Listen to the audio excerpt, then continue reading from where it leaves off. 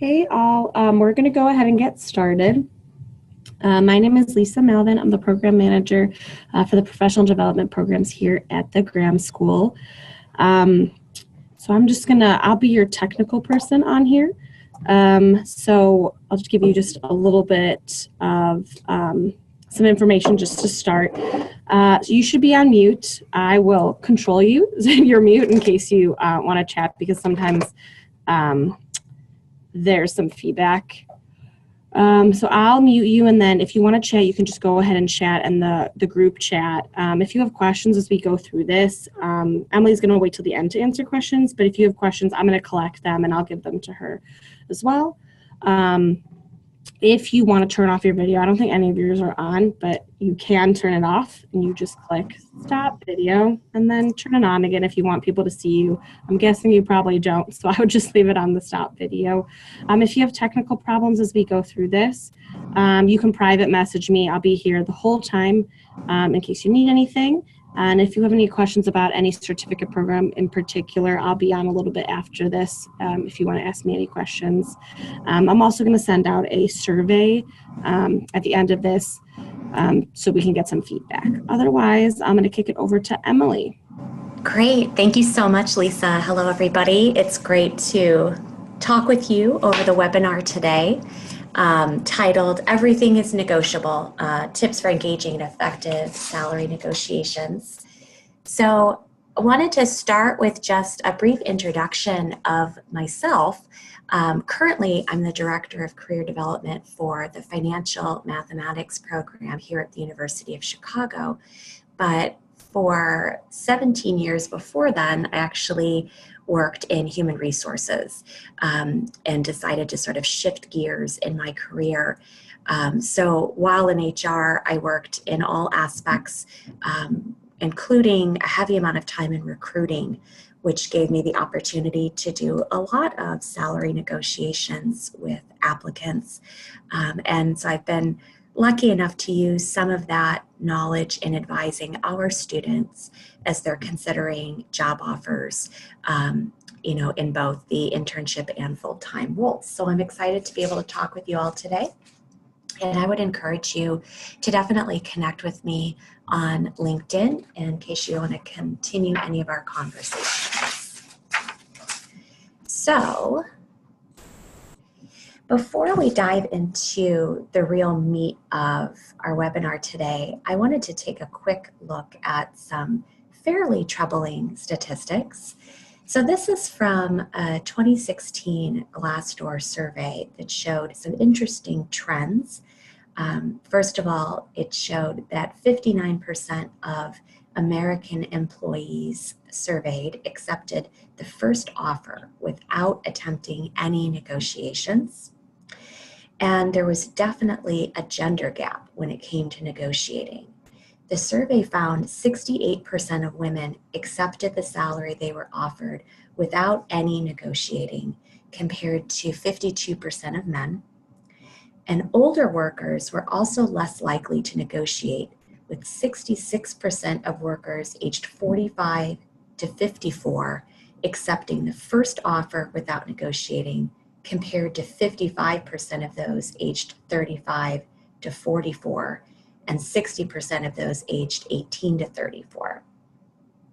And they also found that as age increased, so did the gender gap. So 77% of women aged 45 to 54 reported they accepted the first offer. And when they did negotiate, only 10% of employees reported getting more money in their current or recent job. So these statistics may not be all that surprising to you, as they seem to reflect, I think, some of the stereotypes and assumptions that are often made about the process of negotiation. But I definitely think it's time to change those statistics. So, strategies for effective salary negotiation actually begin during the application and interview stages, way before you've even received an offer. So when you're preparing for an interview, you're doing all sorts of homework to learn about the company and about the job, And part of this homework really should also include some initial salary research. You want to be thinking about things like, what's my expected or ideal salary range, especially based on my salary history and any of my individual circumstances. And what is the market data showing? What's the typical salary range for people who bring similar experience and education to jobs in this particular city that I'm interviewing, at this company or a comparable organization? So the plan is that by doing this homework, you'll be prepared with an ideal salary range at the interview stage, but that you'll keep this information in your back pocket. The interview stage is typically not the best place to start talking about salary, but you want to be prepared in case you start to get some of the questions here on this slide. And you may even get some of these questions at the application stage. You can give yourself a slight edge in negotiations by not being the first person to throw out a number. So there are ways to answer these questions that can help convince the employer to actually reveal some numbers first if they are going to reveal information at this stage. So if you get the question, what are your salary expectations? When employers ask this question, they're usually trying to determine the least amount of money you'd be willing to accept. So if you share a number that's lower in their range, they may think that they don't have to actually offer you more to woo you to their position. Of course, alternatively, if your number is too high, they may think you're out of reach. So it's too early in the process for these decisions to be made. So in general, you want to try and deflect whenever you get these questions. So a great way to answer it might be something along the lines of, I'm more focused on finding a position that matches my skills and really interests me. I'm confident that your offer would be competitive. Or you can try to get some information out of them at this point, saying something along the lines of, my salary requirements are flexible because I'm more focused on the work I'll be performing and the opportunities for growth. Could you share the range that you have in mind for someone with my background in this position? Usually using one or a combination of these types of responses will be enough to deflect and possibly get valuable information from the employer. If, however, the employer insists that you share a number, that's where your initial research will come in handy. So by preparing yourself and finding a range that is supported by your research, you can say something along the lines of, based on my research, the market data shows a range of between X and Y for someone with my experience in this role. And this would be the range ideally I'd be looking for in this position. The salary history and current salary questions can also be interesting to navigate. And you may see these questions pop up as early as the application stage. So if you're working through an online application and you have to enter something within the salary history field, usually you can type a word.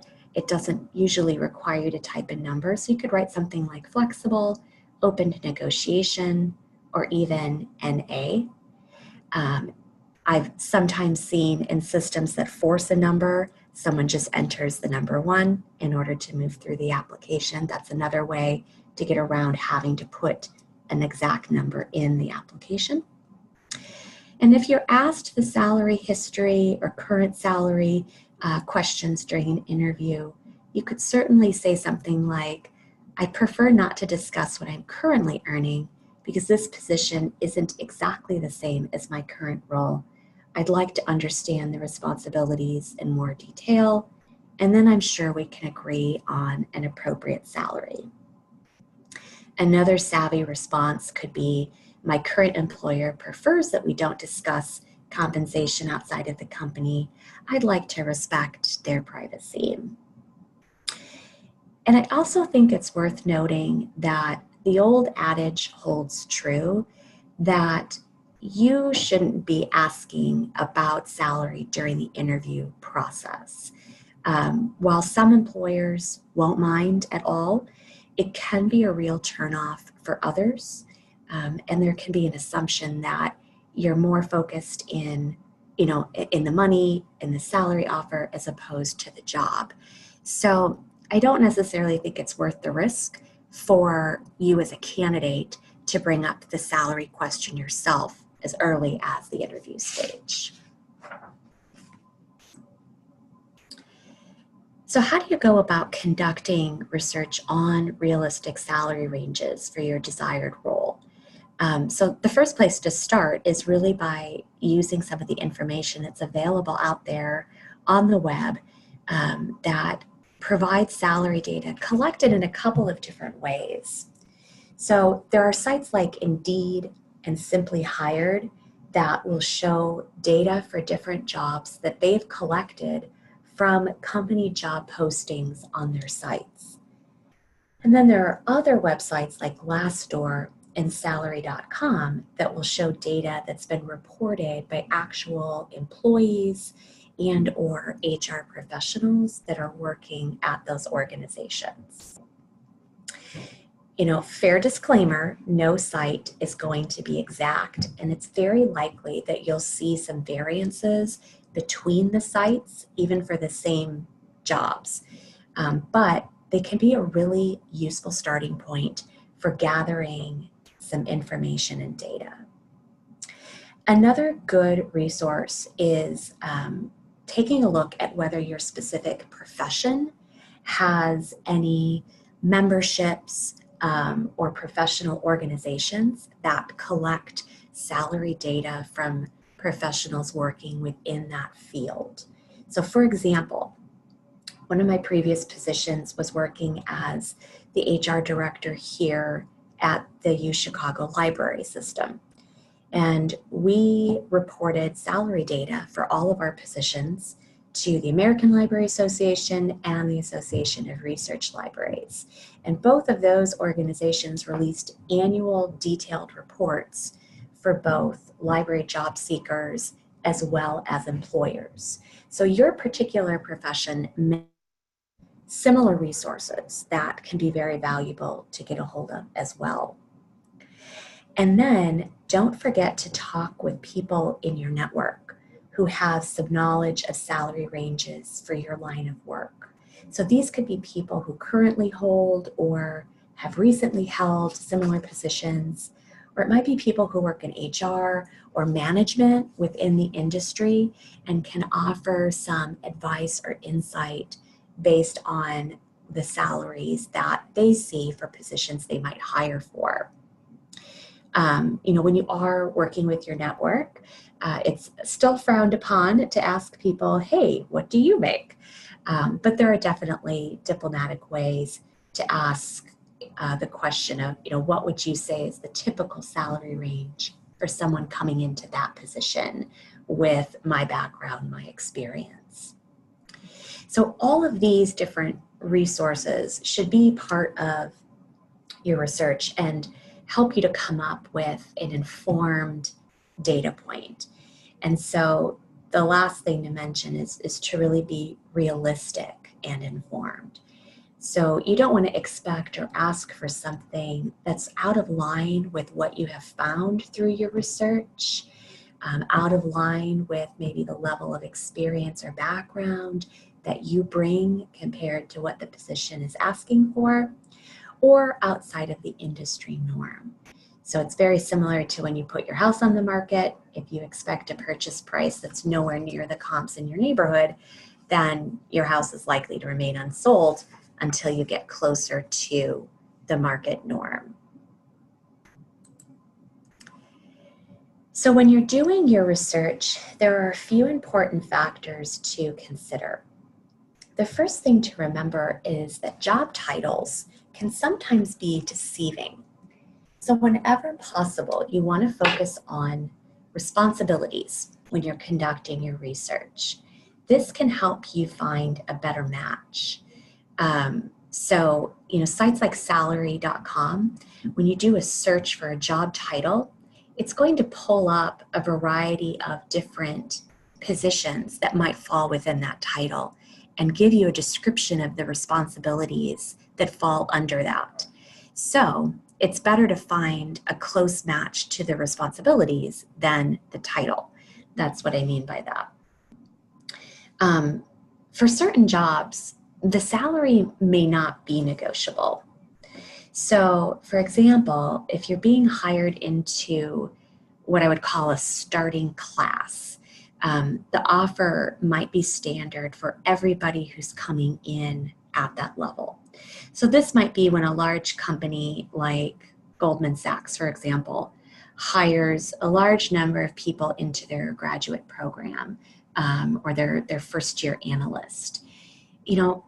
Most of the people coming in at that role are coming in with a very similar background, similar qualifications. And so Goldman is generally going to offer the same salary for that group, or for all the people in that group who have a similar background. Another factor that you want to consider is your industry. So, are you working in for-profit or non-for-profit? Are you working in a government industry or a public sector job? A communications director at a nonprofit organization is very likely to have a different salary range than one doing the same job at a for-profit. So that's something else to consider in your research.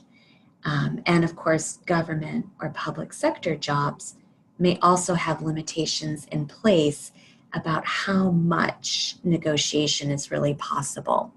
They may have pay grade restrictions, and need to sort of stick with whatever that particular rate is. So understanding your industry can help you understand where you can negotiate. Another thing to do with understanding the industry and the company is knowing whether they're profitable and growing, and how much. So, do they have high turnover, or is there a reputation for underpaying employees? Sites like Glassdoor can help you to gain some insight into the current employee's view on pay and working conditions. So trying to understand a little bit more about how well the organization is positioned, if they're for profit and they're public, how has their stock been doing? That may help sway things in your favor, or may help you get a realistic picture of how open or able to your negotiations. And of course, things like the location of the job, the experience, and any special position are going to also influence the compensation.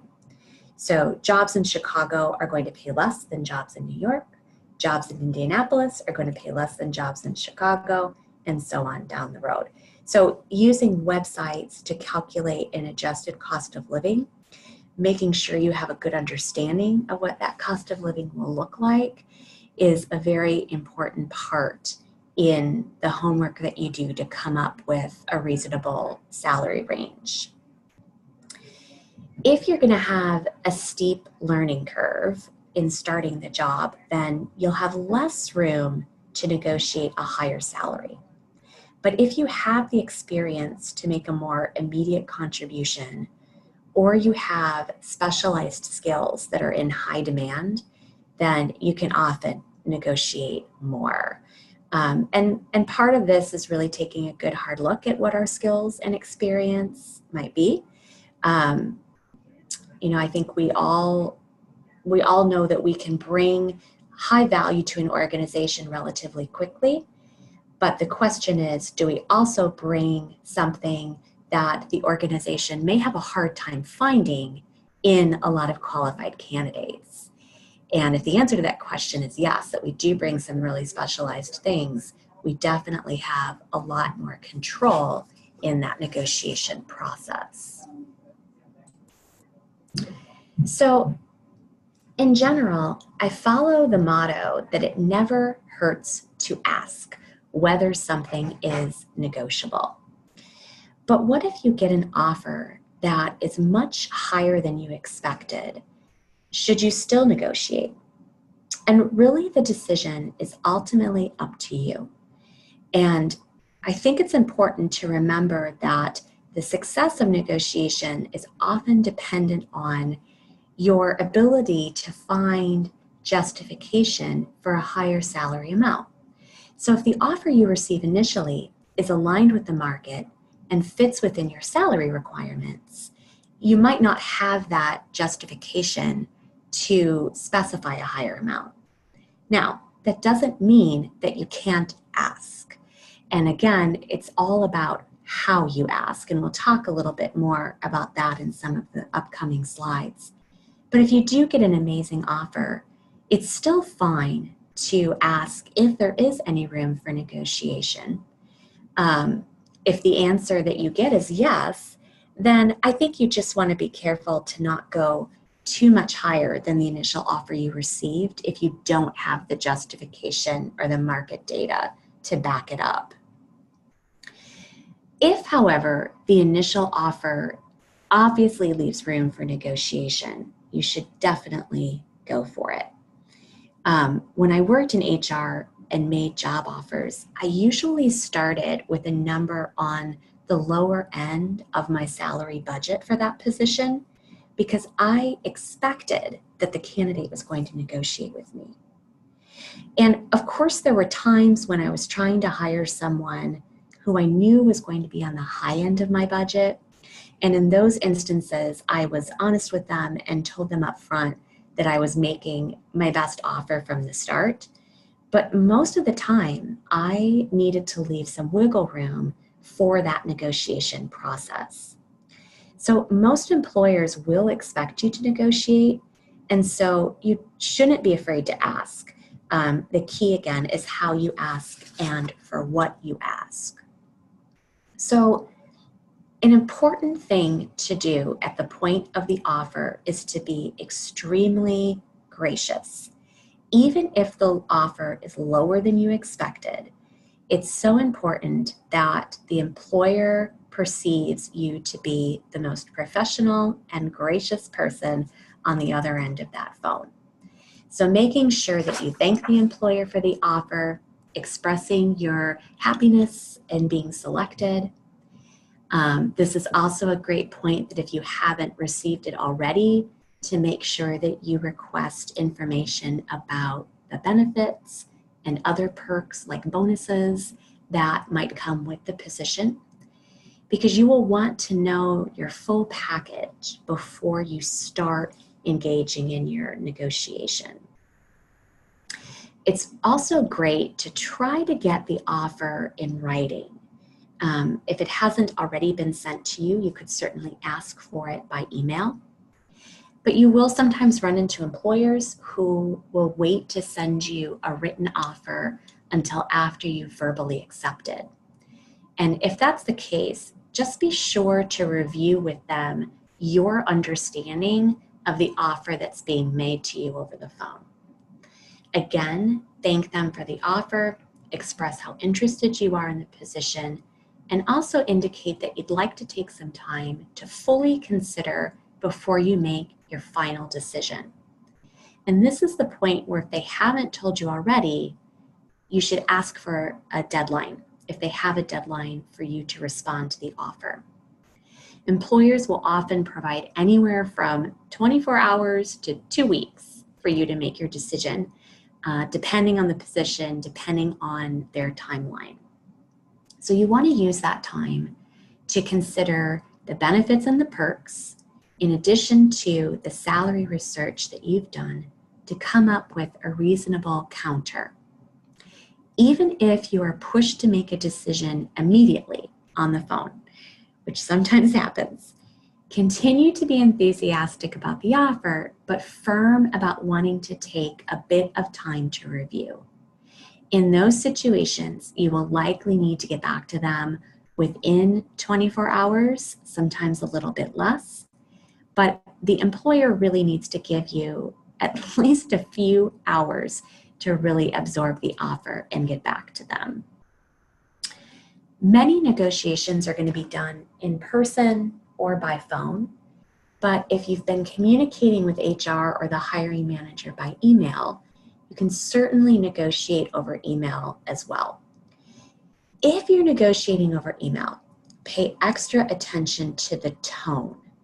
Emails will tend to come off colder than a phone conversation, and so you want to infuse as much pleasant conversation and openness into your message as possible so that the professionalism and the enthusiasm that you have is coming through in your email. I wanted to share an example of a failed negotiation that I've witnessed. So in one of my previous positions, we made an offer to a candidate that did not go well. So what had happened was we sent the offer to the candidate in writing, and the candidate responded by sending an email that included 9 different items that he wanted to negotiate.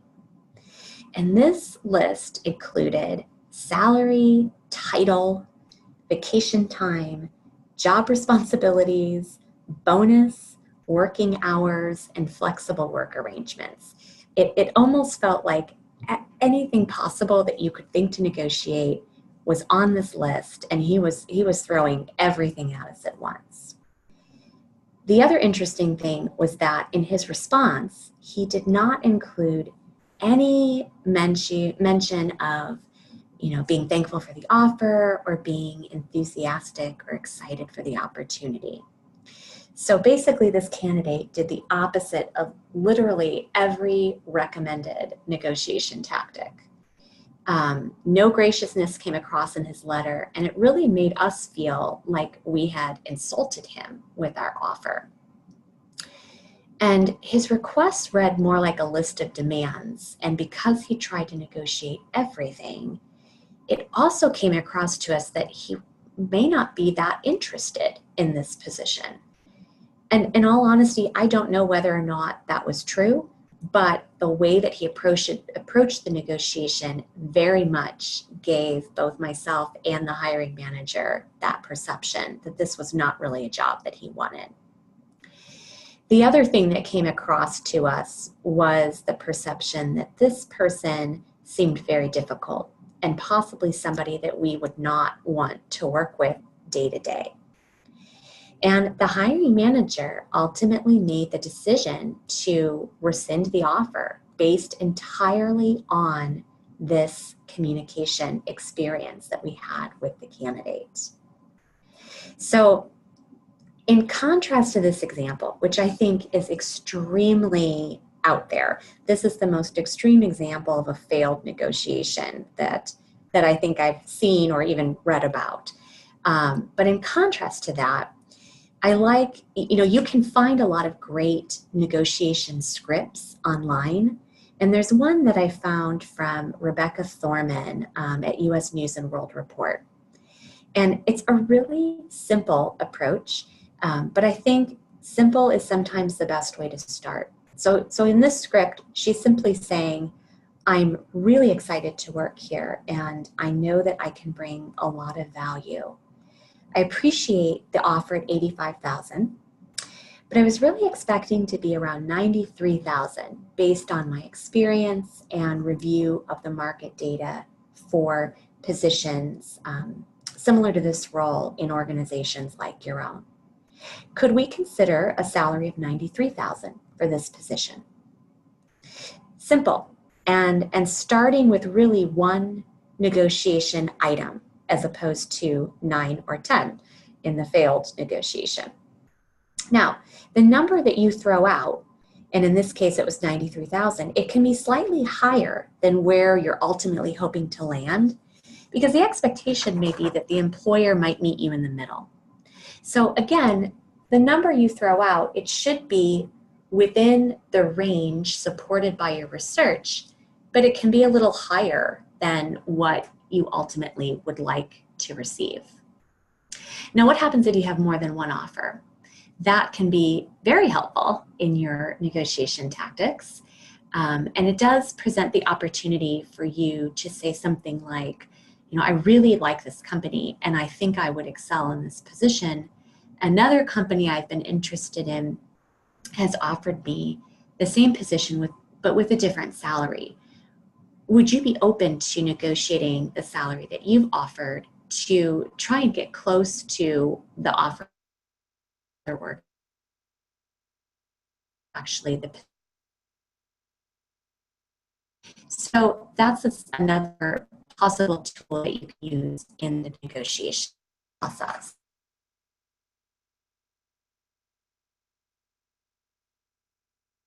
You've made your counter offer and you're going to get a response. So maybe you're happy with the response and satisfied with the employer's response to your counter, and you decide to accept. Then, of course, the only step left is to go out and celebrate your new position. If, however, the employer says that they cannot offer more salary, or they come back with a number that is still lower than what you were hoping and what's supported by your research, you have a perfect opportunity to see if any of the additional benefits are negotiable.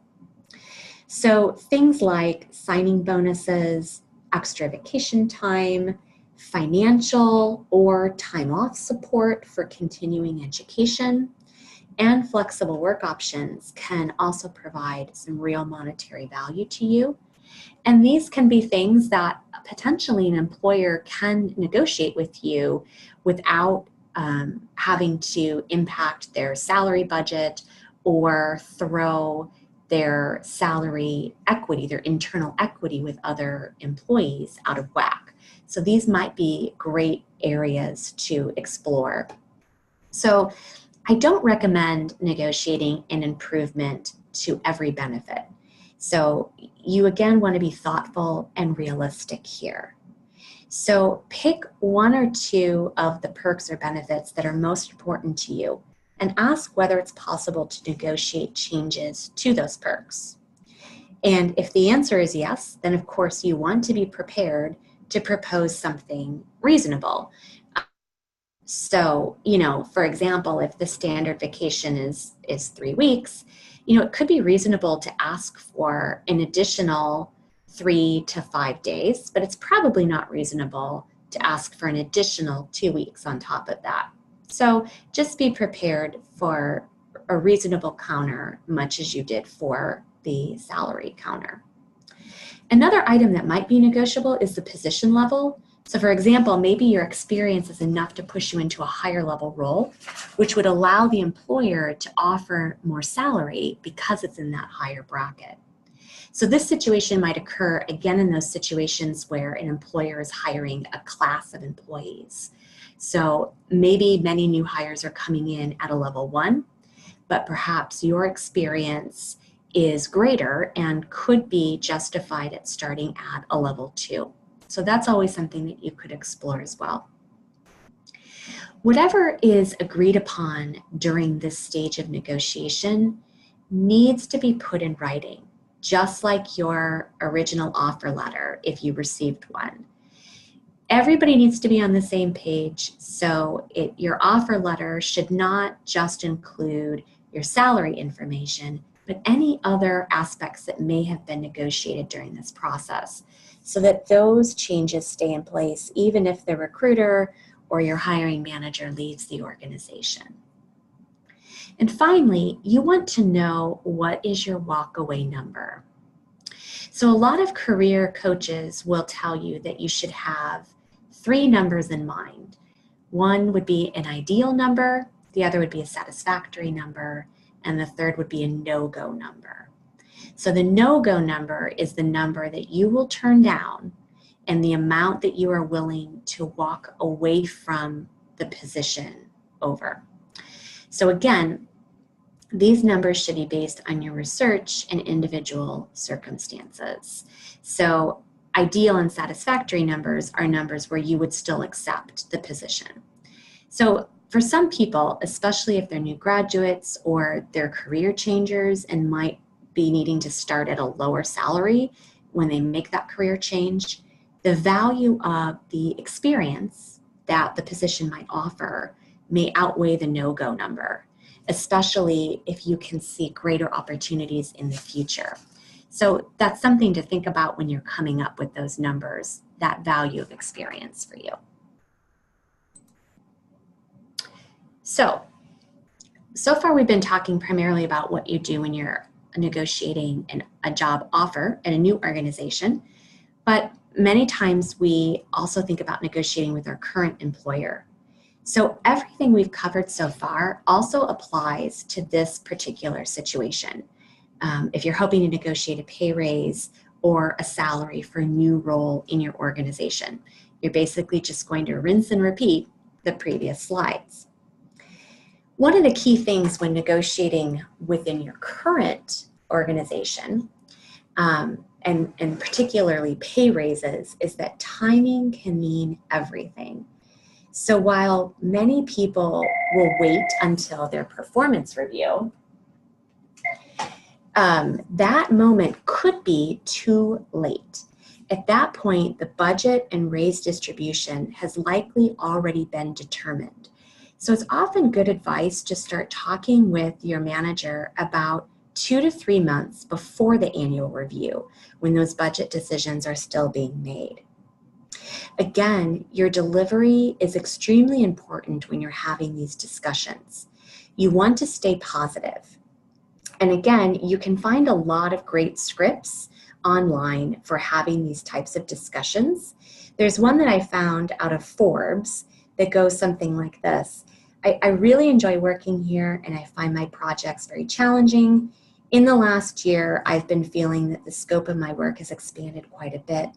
I believe my roles and responsibilities and my contributions have increased. I'd like to discuss with you the possibility of reviewing my compensation.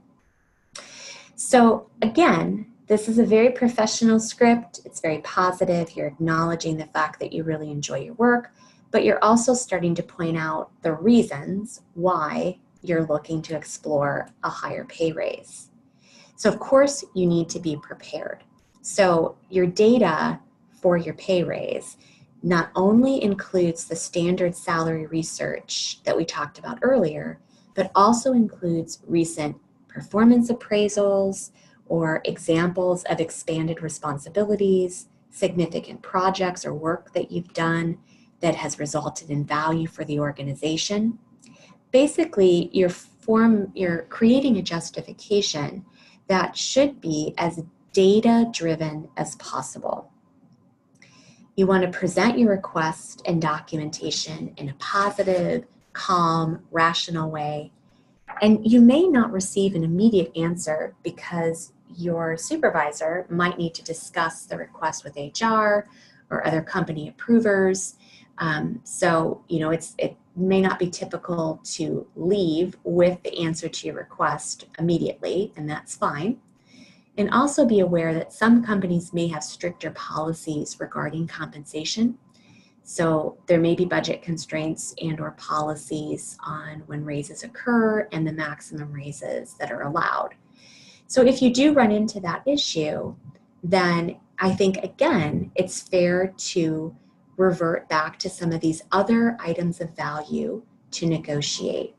So things like financial support or time off for attending some continuing education items. Those are all things that if you're not able to get the pay raise you're looking for due to those policies, you could explore some of those alternatives with your manager as well. If you're offered a promotion, you also have an opportunity to negotiate pay during that stage. So again, you want to use market data to your advantage, not just to show justification for the salary you're requesting, but also to show how much it would cost the company to try and hire someone off the street. So again, using a data-driven approach can help you end up with more than the original promotion offer. The costs to replace you are going to be higher than just the salary. Training a new employee and the loss of productivity while they're doing so can be an additional cost to the organization. Again, remember to, consider negotiating some other perks here as well. The flexible work arrangements, this would be kind of the telecommuting aspect. Those are perks that are usually a little easier to negotiate at the stage when you've been working for an organization for a while, because you've worked there and they've grown to trust you in your work. So this is a great one to also throw in as a possible area for negotiations. It's important to remember not to make threats to leave unless you get the pay raise or what you're looking for in the negotiation. I think it's important to really preserve the relationship that you have with your supervisor.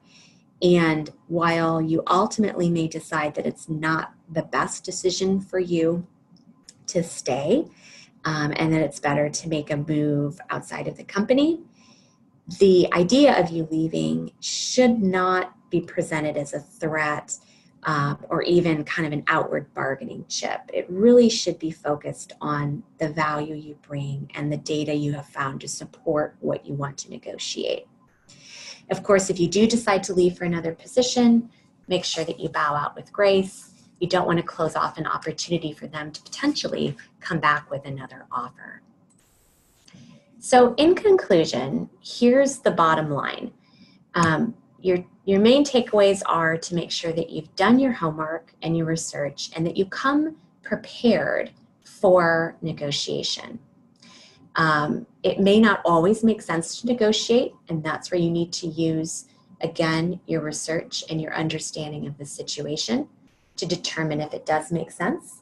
But when it does, you should not be afraid to ask. And that pretty much everything is usually negotiable, so don't forget about the perks. So with that, I think we've got a little over 15 minutes for questions, so I am happy to take those.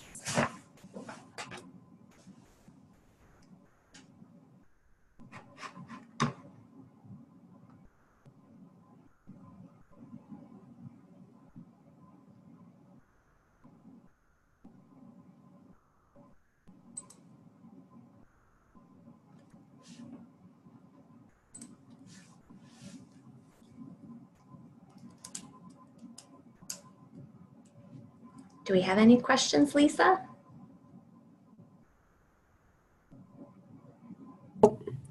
It looks like we do. Hold on. Okay. How does don't be afraid to ask relate to studies showing that women are often penalized for negotiating? What if they ask for more and then get the offer rescinded?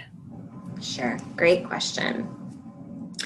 So I think the studies around women and negotiations are really interesting, because it is true that there are studies that show trends about being penalized for asking, but there's also a lot of studies out there that show women who don't ask are often also sort of penalized in the fact that the employer is not really going to go out of their way to offer any other sort of perks or work with them in kind of offering other salary or areas for negotiation. So I think that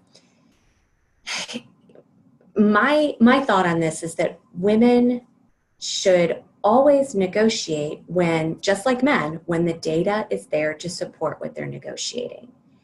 And by approaching it in the same professional way, that I think it would be really unlikely that there would be some penalizing happening there.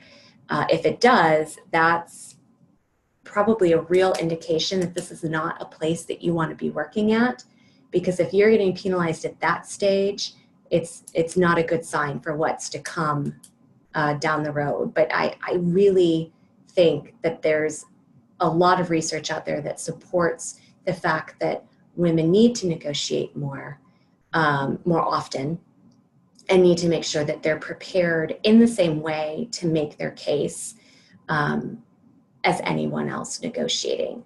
Now, with offer rescindment, that is not something that's very common.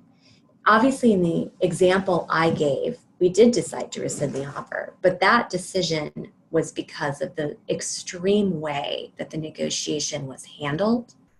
And so I think that, again, as long as you're maintaining your professionalism and you are strategic in the way that you negotiate, employers are not going to rescind an offer just because you've come back and asked whether or not there's some room to negotiate. That would be extremely rare and very surprising. Another question, how do you handle an interviewer who insists on gathering salary information and screening phone calls before an actual interview? Yeah. So, some of the, my first advice is to try to use some of those scripts, right, to get around that question. And if that's not working and they are still insisting on a number, then you do want to make sure that you throw out the number or the range that you've identified through that preliminary homework you've done, right? So what you've identified is sort of the range that is supported by market data, but also reflective of the reality of what you would need in order to accept that position. So again, it's a range. And I think you can throw that out and you can say things like, this is sort of the ideal range I'm looking for. But I'd again like to reiterate that I'm very flexible and open to negotiation. How does this range fit into what you're looking to pay for someone in this role? So hopefully you can get a little information out of them as well. Awesome. And then someone in the chat shared a really good link that they use. Great. So that is helpful too. Another question is how many interviews should take place before there is any discussion of salary? So I'm a little bit old school in my thinking about the candidate bringing up the salary question. So in general, I always advise that the salary question should not come up from the candidate during any of the interview stages, that it only comes up after there's been an offer extended and you have something to work with.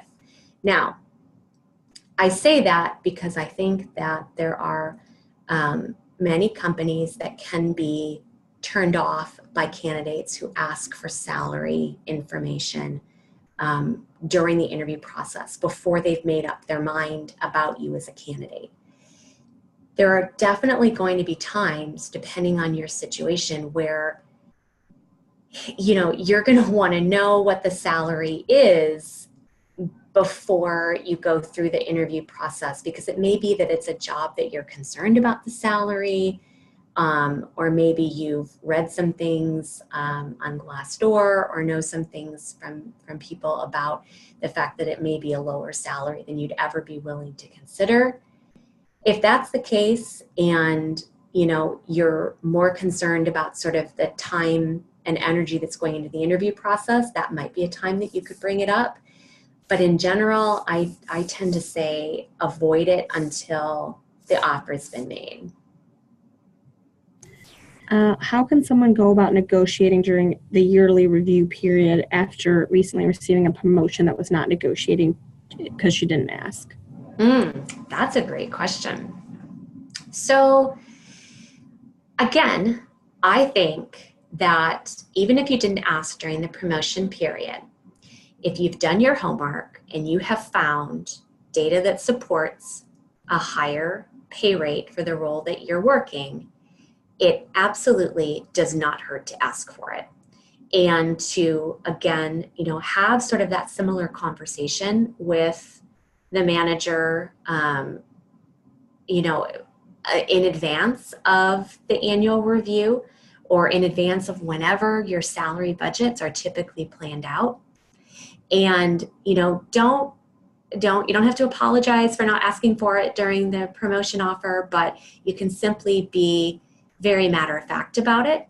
You can say something along the lines of, now that I've been working at this higher level for a bit, can see the success and the value that I've been able to bring at this new role, I'd like to explore a higher raise that can get me more in line with what the market data is showing for this particular position. So you can almost kind of tie it to the fact that, you know, you took the promotion and they had a chance to see how well you did in that new role, and now is a great time to try to get you more aligned with the data. How do you handle the suggestions of a bigger raise, but then after the review, you didn't receive what you wanted? Okay. So I'm assuming this is a situation where you've asked for a specific amount. They came back with a lower amount than what you asked for, but potentially higher than what a standard raise may be, which would still be good because you're getting some increase there beyond the standard. But I think that, again, if you didn't get the raise that you were looking for, the first question I would probably say is to talk with the manager and find out why. Is this an issue of, you know, internal equity where they couldn't bump your salary too much higher? It would put other people doing similar work out of line with that. Is this a question of budget? Or are there concerns about performance that impacted the decision not to give you the raise that you requested? So the first thing is to find out why and have that conversation. If the answer is, you know, one of the first two options, budget or maintaining equity, that's where I think you have the opportunity then to come back and see if there's opportunity to agree on some other areas of support, right? Could be, again, that, you know, there's a conference that you really want to attend. Can you have something in place for that? You know, can you look at maybe some additional time off, or you know, is there anything else that kind of you have your eye on from those perks that maybe make sense? Sometimes a bonus might be an alternative as well, because it's not a permanently built-in increase to your salary, so it's not affecting equity. That could be an option. So I wouldn't, again, come back with all four of those things, but I think choosing one of those to start would be a good way to see if there's something else that can be done. So another question is, we've heard that negotiating via phone is probably the better way to go versus negotiating via email. What would you say about that? I agree, only because, again, a lot of that tone gets lost in email or gets misinterpreted in email. So I think it's always better to try to do it by phone or in person, because you're still able to portray kind of that positive body image, body language. You know, your tone is much more manageable when you're speaking, you're smiling, things like that. And it's much more of a conversation. But with that being said, email is more and more the way that communication is done, including negotiation. And so I think that it's fine to use it. You just have to make sure that you're extra mindful of what you're including in that email and how you're saying it. And, you know, even having maybe someone else read it for you after you've written it to make sure that it comes off the way that you intend it to come off. Are there any times where you don't want to put something in writing, so then doing it over the phone would be the better way to go? Or is there like a benefit to putting it in writing so that you can reference it in the future? Yeah, I mean, I think that there may be some things that you don't want to put in writing. I'm trying to think, but I mean, it may be something like if you're talking about sort of a counter offer that you have from another organization. But even that you could still put in writing without being explicit or details. I do think it's nice to be able to refer back to an email later with outlining kind of the things that they agreed upon. But again, you're going to be getting, you should be getting a written offer letter that summarizes all of the terms that you did agree upon. So I don't think it's the end of the world to do either one. There's no wrong answer to negotiate by phone or by email, as long as you are kind of following the rule of thumb about tone and you're doing something that you're comfortable with, right? I think that's important too, because negotiating can sometimes be, for some people, it can be a little nerve-wracking, be a little uncomfortable. So use whatever method is more comfortable for you, because that will help you feel more at ease during that process. So I know you mentioned not being the first person to bring up salary, but when's the appropriate time to bring up benefits? So again, I think the appropriate time to bring up benefits could be at the point of the offer. But a lot of times companies will have benefit information on their website, so you can start to look at some of that stuff early. If not, I think it's fine to bring it up at the point of offer as well. I kind of group in benefits and perks the same way that I do salary. It's, one of those things that doesn't necessarily reflect your interest in the position. And so usually you want your questions during the interview to be really focused on the job, the company, the organization, things like that. So I would, if you don't have it yet, I'd ask for it at the point of offer. Great. So I don't have any other questions. So I was planning to just stay on here for a little bit longer if anybody has questions about the certificate programs. And Emily, maybe if you want to stay on an extra 5 minutes in case anybody has Sure. other questions. But otherwise, thank you to everybody who attended. I will be sending out a survey probably in the next few hours. And then if Emily says it's okay, I can also share the PowerPoint. Absolutely. As well. But we appreciate it. And if you guys have any questions, definitely feel free to reach out. Thank you.